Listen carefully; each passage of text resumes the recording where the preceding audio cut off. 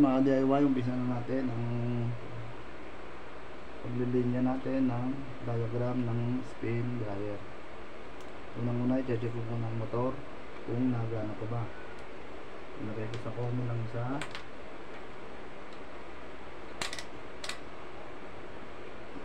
Select muna natin ang X1K para makuha natin tamang reading.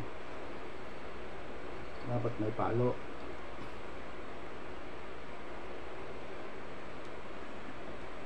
Lagay natin sa running.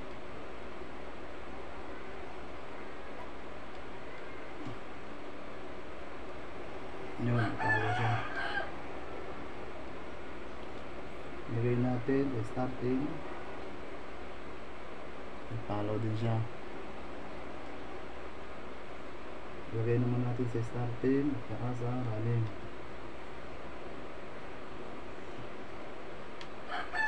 Ay, palo rin siya. Ibig sabihin, buwa ang ating motor.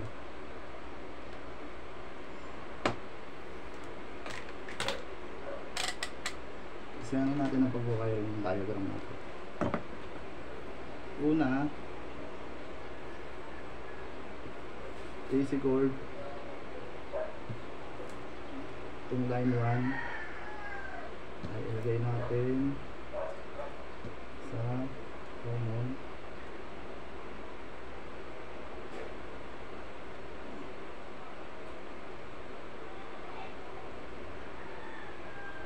Tapos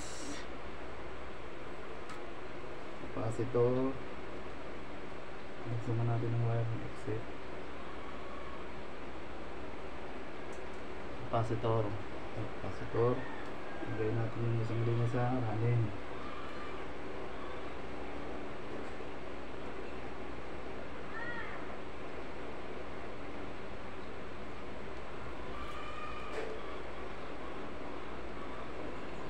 Sunod,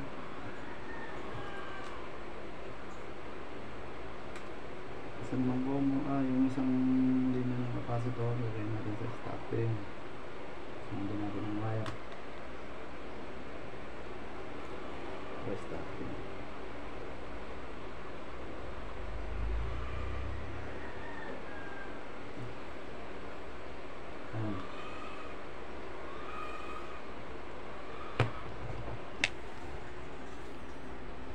Common to AC, line 1, capacitor to running, isang linya ng capacitor to starting,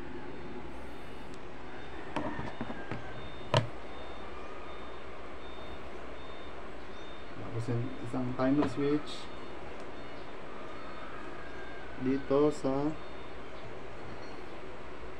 linya ng isang timer sa door switch.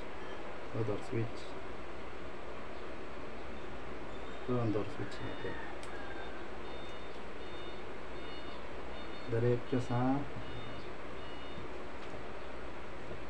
starting. Zero ng wire. Ito natin ang computer. Capacitor. Diretso sa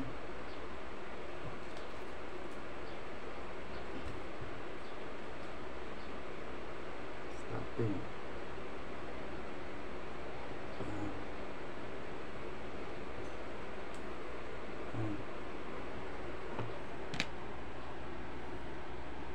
Timer diretso sa door switch to capacitor, starting.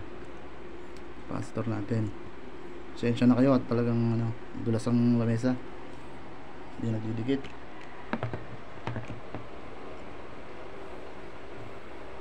Tapos itong isang linya ng AC cord ay parang dikit ko lang. Ano na sila eh.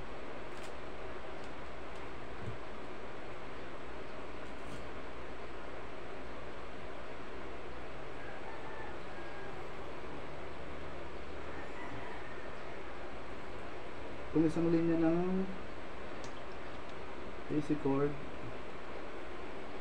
ay para sa isang wash timer. Wala yung kasama. Line 1 at saka isang linya ng wash timer, walang kasama yan. Ito muna tayo ng wire. Exit.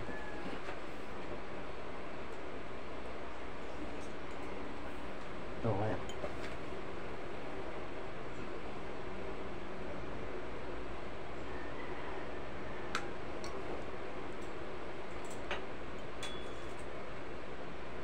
Makita natin.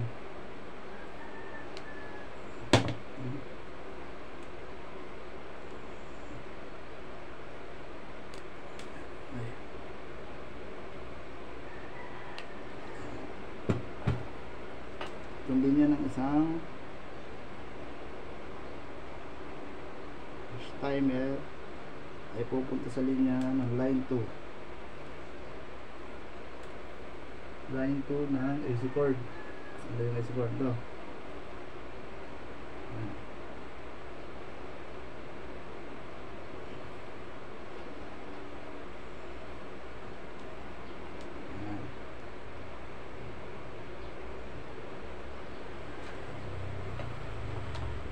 Medyo maguguluhan ngayon, pero dali lang yan, tandaan nyo lang yan.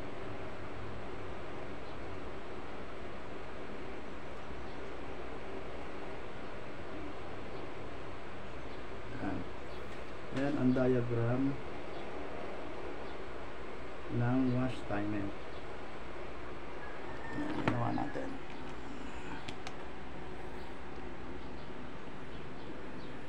Ng spin dryer. Ayan ang diagram ng spin dryer. Motor, AC cord, capacitor, spin timer at door switch. Lagyan natin ng tape para sure ball, hindi tayo makuryente. Maraming tape.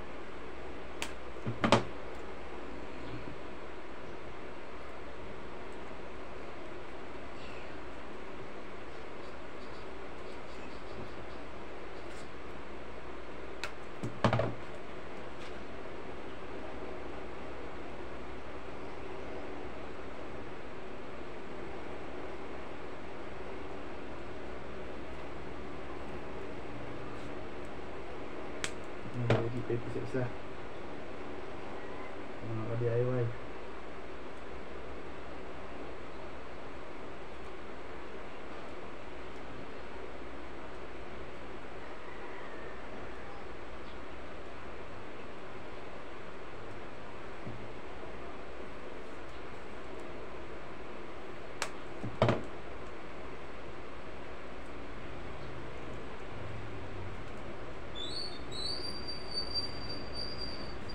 Mahirap mag-vlog pag isa ka lang.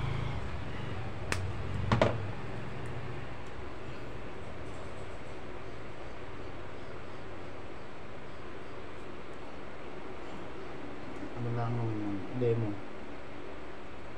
yung diagram natin sa spin dryer.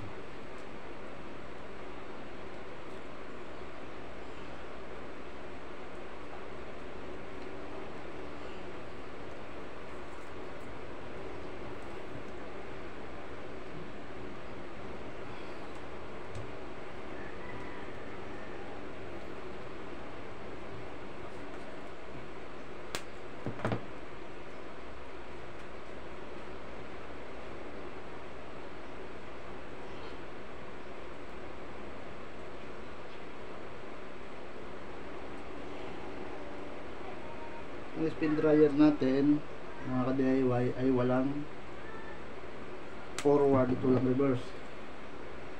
Hindi siya wala siyang forward, hindi siya forward reverse, hindi kagaya ng washing machine may forward reverse.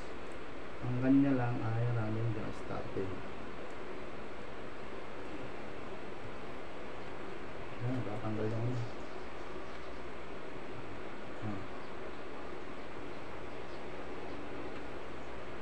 Ayan ang diagram.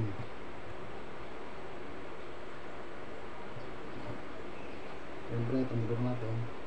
Ayan natin dyan. Kuha tayo ng plies kasi baka tumalsik.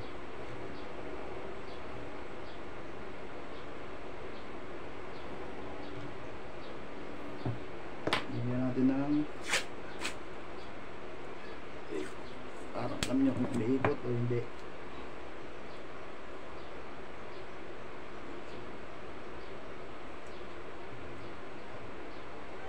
Active siya. Check muna natin baka may mga wire na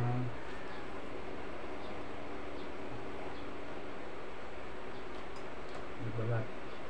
Okay, ito yung AC cord natin. AC cord. Ito AC cord natin. Saksak na natin doon. Yan, ito 50 volts. Pagkasaksak natin, saksak na natin. Siyempre hindi pa yan naandar. Dahil hindi pa natin nagagalaw ang door switch. Door switch, ito yun. Live na yan, may kuryente na yan. Dahil nakasaksak na yung AC cord. Yung AC cord natin nakasaksak na. Ito, AC cord.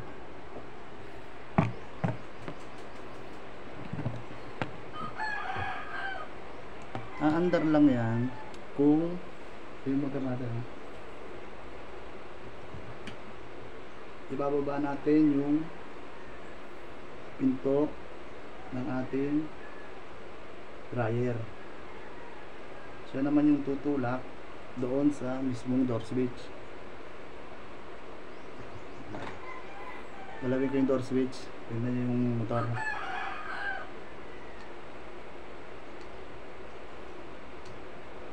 Ay, sorry. Hindi ko pa pala napipihit yung timer.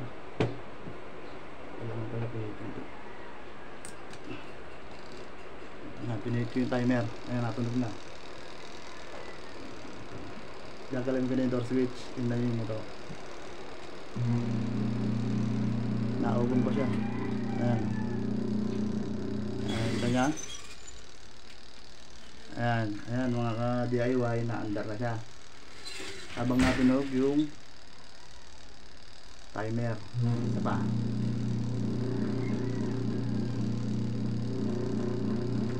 Minsan nagkakaproblema tayo dito sa door switch. Kapag ang door switch natin ay kalawang na, hindi na siya na, yung contact point niya hindi na tumatama. Pwede mo lang lihayin yan. Ayun na, ka-DIY, na-under na siya. Ang under niya ay counterclockwise.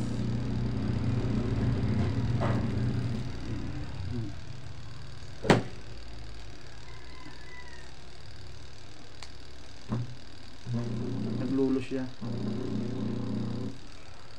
Wala nang kulang sa liha. Ayan na. Yung wash motor natin. Yung spin motor.